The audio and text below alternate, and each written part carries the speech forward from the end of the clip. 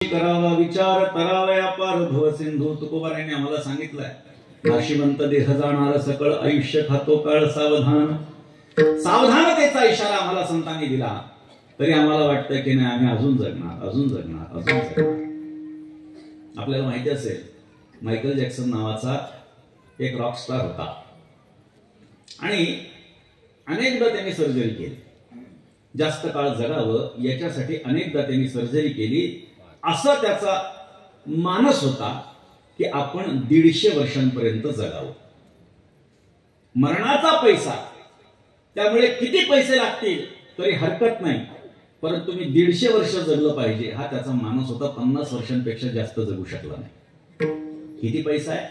अमाप पैसा आहे, पण 50 वर्षांपेक्षा जास्त जगू शकला नाही. माणसाने कितीही ठरवलं तरी आयुष्य त्याच्या हातामध्ये नाही.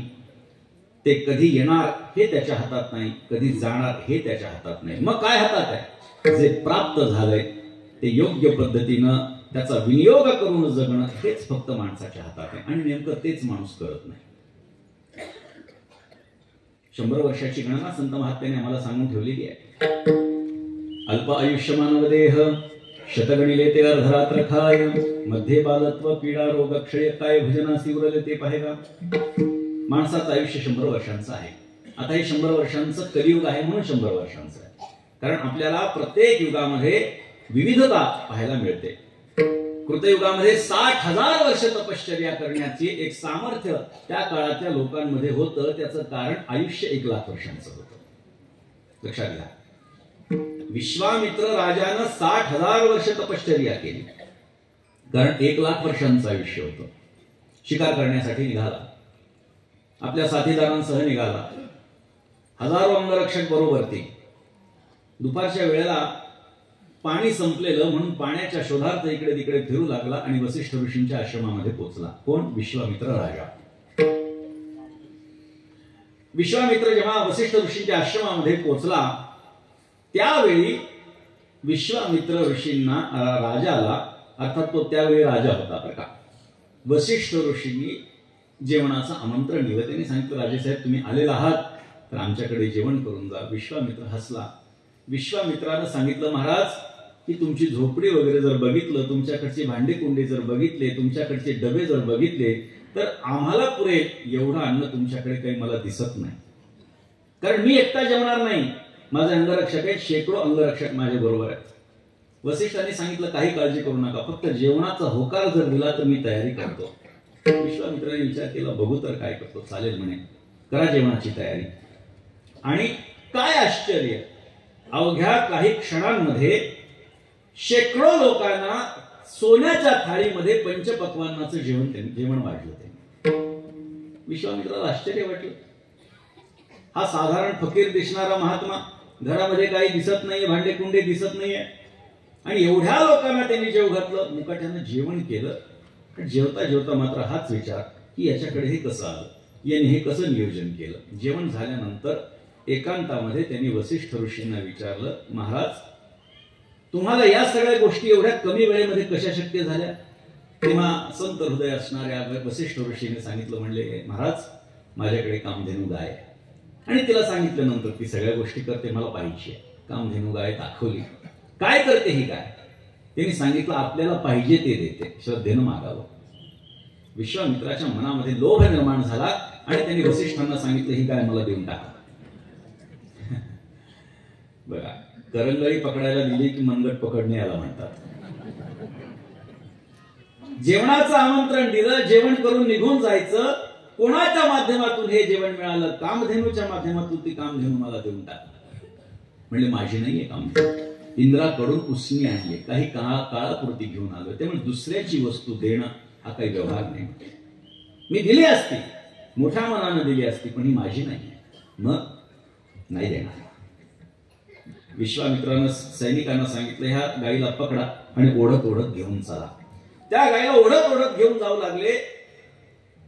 गाय चिडली आणि तिनं तिच्या उच्छ्वासातून सैन्य निर्मिती केली आणि त्यांनी विश्वामित्र राजाला पिटाळून लावलं. विश्वामित्र पळून गेला, सैनिकांसह पळून गेला, पण विचार मनामध्ये करू लागला, एका ऋषीनं, एका महात्म्यानं आपल्याला जेवण दिलं आणि त्याची परतफेड आपण अशी केली.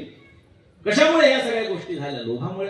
अरे अरे अरे, हा लोभ मात्र आपल्या जीवनातला गेला नाही. आपण राजे आहोत, आपल्याला सगळ्या गोष्टी आपल्याकडे प्राप्त आहे, पण आपला लोभ काही गेला नाही. मग लोभ जाण्याच्यासाठी तपश्चर्येला बसला विश्वामित्र राजा.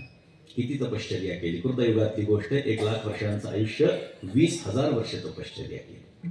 म्हणजे आयुष्यातले 20 वर्ष पकडा आजच्या हिशोबानुसार 20,000 वर्ष तपश्चर्या झाली. इंद्राला वाटू लागलं माझं आसन प्राप्त करून घेण्यासाठी प्रयत्न करतोय का, याची खुर्ची जावी, याला खुर्ची मिळू नये म्हणून प्रयत्न करूया. तेव्हापासून चालत आलं बरं का हे, अजूनही चाललं.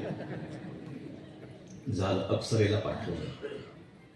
अप्सरा आली, विश्वामित्राचा ध्यान भंग करून टाकलं आणि विश्वामित्र राजा त्या अप्सरेच्या नादी लागला. एक अपत्य त्याला झालं, पण पुन्हा मनामध्ये विचार करू लागला, अरे लोभ गेला आपला, पण आपला काम गेला नाही. अरे अरे, काम गेला पाहिजे. पुन्हा तपश्चर्याला बसला. पुन्हा 20,000 वर्ष तपश्चर्या केली. इंद्राला पुन्हा वाटू लागलं माझं आसन प्राप्त करतोय, ठीक आहे. पुन्हा अप्सरा पाठवली. आता मात्र विश्वामित्र राजा क्रोधायमान झाला आणि त्यांनी त्या अप्सरेला सांगितलं, आत्ताच्या आत्ता माझ्या डोळ्यासमोरून गेली नाही तर तुझा मी नाश करून टाकेल, तुला भस्म करून टाकेल. अप्सरा घाबरली, पळून गेली. विश्वामित्र राजा विचार करू लागला, लोभ गेला, काम गेला, पण क्रोध गेला नाही. पुन्हा 20,000 वर्ष तपश्चर्या. किती हजार? 60,000 वर्ष तपश्चर्या. आणि विश्वामित्र राजाचा विश्वामित्र ऋषी झाला. जो विश्वामित्र राजा होता 60,000 वर्ष तपश्चर्या केली आणि त्यांचं रूपांतर विश्वामित्र ऋषींमध्ये झालं.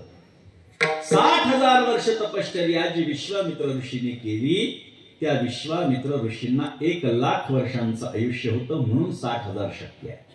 कृतयुगामध्ये माणसाचं आयुष्य 1,00,000 वर्षांचं, आणि त्या काळचा जो युगधर्म होता तो परमात्म्याचं ध्यान धारण. मी आपल्याला दुपारच्या प्रवचनात सांगितलं, ध्यानधारणा केल्याच्या नंतर परमात्म्याची प्राप्ती व्हायची. 1,00,000 वर्षांचं आयुष्य. त्रेतायुगामध्ये 1 शून्य कमी झालं, 10,000 वर्षांचं आयुष्य. द्वापर युगामध्ये आणखी 1 शून्य कमी झालं, 1,000 वर्षांचं आयुष्य. कलियुगामध्ये आणखी 1 शून्य कमी झालं, 100 वर्षांचं आयुष्य. महाभारतामध्ये असं वर्णन आहे की कौरव आणि पांडवांचं जेव्हा युद्ध झालं तेव्हा भगवान श्रीकृष्ण आणि अर्जुन 125 वर्षांचे होते. 125 आणि भीष्माचार्य 175 वर्षांचे होते असं वर्णन आलेलं आहे.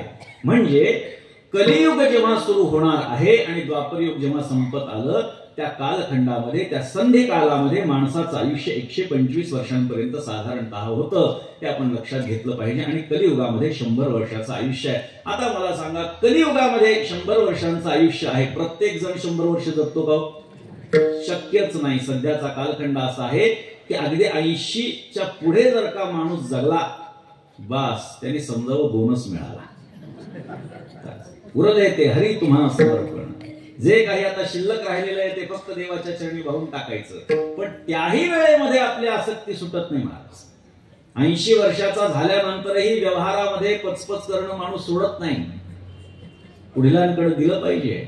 अहो, दशरथ राजाच्या कानाच्या जवळचा एक केस पांढरा झाला आणि त्यांनी विचार केला, आता आपल्याला पुढच्या पिढीकडे हे सगळं सोपवावं लागेल. आमचे सगळे पांढरे होतात, पुन्हा पुन्हा काळे होतात, तरी सुद्धा मात्र आम्ही पुढीलांच्याकडे काही सोपवत नाही. आमच्या हातामध्ये सगळं पाहिजे. कशासाठी? कालमान परिस्थितीनुसार यथायोग्य वेळी जर का आपण हे परिवर्तन केलं नाही तर पुढचा काळ कठीण जाणार आहे. लक्षात येत नाही. योग्य वेळी योग्य गोष्टी करणं गरजेचं आहे, परंतु ह्या सगळ्या गोष्टी घडत नाही. 100 वर्षांचं आयुष्य आहे, 80 वर्ष माणूस साधारणतः जगतो आणि हा कालखंड जसा जसा हा काळ पुढे जाणार आहे तसा तसा कमी होत जाणार आहे. जसं 1,00,000 वर्षांवरून 10,000, नंतर 1,000, नंतर 100 आलाय. प्रत्येक गोष्टीमध्ये बदल हा होत आलेला आहे.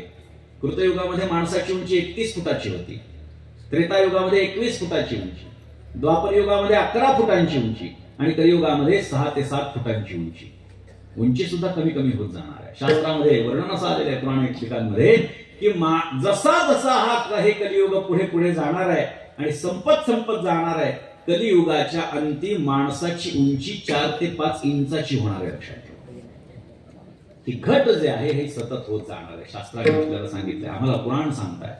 म्हणजे सगळ्या गोष्टी कमी कमी होत चाललेल्या आहेत.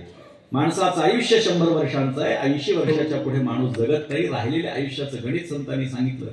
अल्प आयुष्यमान देह शतगडिले ते अर्धरात्र खाय मध्ये बालत्व पीडा रोग क्षय काय भजनासी उरले ते पाहे का. भजनासाठी काय उरलं?